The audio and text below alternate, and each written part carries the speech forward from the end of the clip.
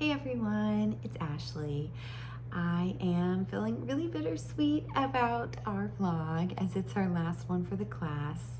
And it's exciting, but it's also sad as we are closing this chapter to our class. And it's my very first class for my mental health counseling master's program. So it's exciting, but it's sad because it's my first one. But with that said, I had the honor of interviewing Virginia Miller, and she is a local licensed practicing or licensed professional counselor in Clemson, and that's where I live. And so she actually got her graduate degree in clinical mental health from Clemson University, and she got her bachelor's of science in psychology from the University of Georgia. So I got to chat with her, which was wonderful. I thoroughly enjoyed getting to know her. She graduated in 2010. And so just getting to chat with her was so interesting because it just answered so many questions while also giving me so many more questions. And I was just so glad that she got to spend time with me and just dedicating so much time. She spent so much time with me. So it was really special, and I'm just so happy that she did that. But getting to chat with her, we were able to go over some questions. One of those being, how do you define the professional identity of a counselor as compared to other mental health disciplines? So, Virginia, she said that for her, there's kind of an overlap. Medical versus clinical versus counselors, and they're less focused on testing, diagnostic, more long-term, where counselors were companions. It's more holistic. It depends on the setting, of course, because you do kind of shapeshift. Kind of something she said, it depends on the environment you're in, where you're at, what the client needs as well. And so it was just very interesting how she kind of explained that, and I loved the way she explained it. But one thing that I was very intrigued about was what is the most rewarding part of being a counselor and what is the most difficult. So one thing that she said is that she loves seeing the moment when people believe in themselves again. When you see the spark again, that is something for her that just, that's why she wants to go to work every day. But something that was very interesting for me, was the most difficult part is you don't always get to see how the story ends. I've never thought about that. You're sometimes only there for a chapter. You're not there for the whole book.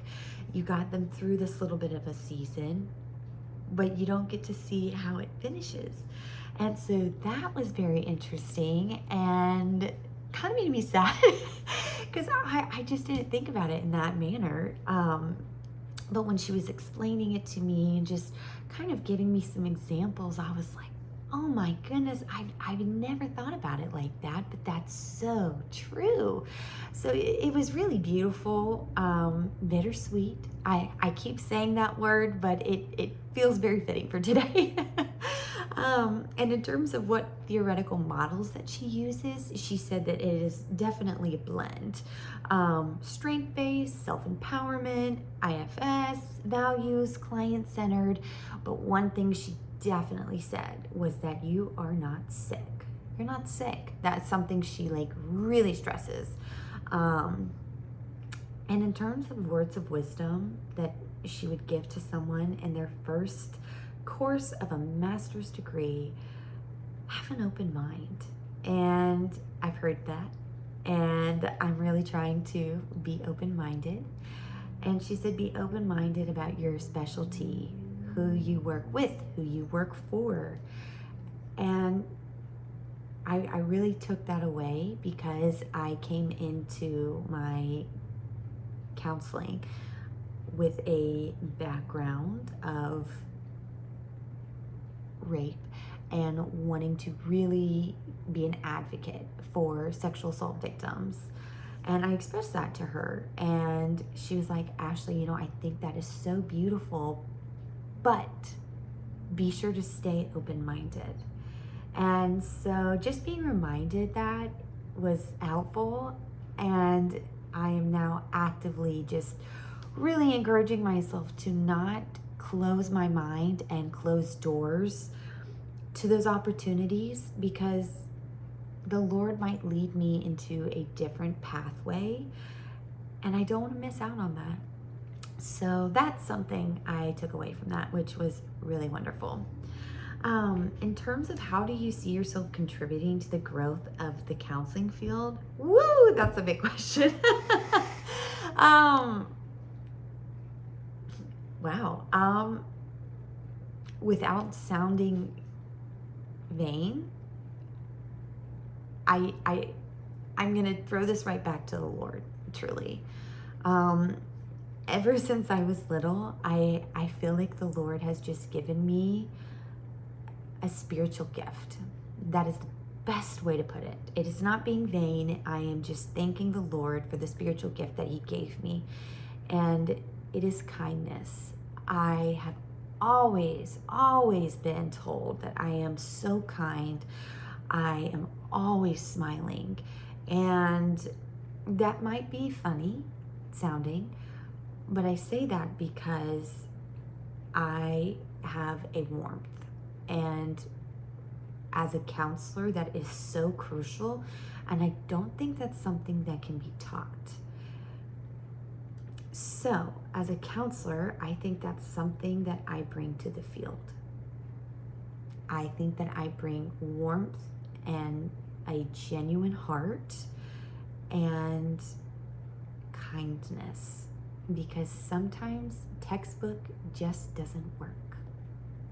You can't just be textbook, You have to be able to be inviting and warm and comforting and encouraging and just welcoming in order for our clients to just feel validated enough to be able to open up. And honestly, this course, like I said, has just really gotten my feet wet. It is the first course that I have taken as my master's program has begun. So it's been very exciting. I feel like I couldn't read the book or chapters enough. I'm like, ooh, everything is just flowed. And I say that because everything I have read and learned is everything that I want to do and apply and continue to just embed into my heart and my brain, because these are things that I want to carry with me into my career and into my field. And I feel like this course has been a beautiful foundation for moving forward in my counseling career. And I'm so thankful for that. And I'm just really excited to say that it's almost done. Again, very sad, and it's been an honor to have gotten to read other classmates' work and to learn from them and hear their different perspectives and ideas, because I've really gained so much from you guys.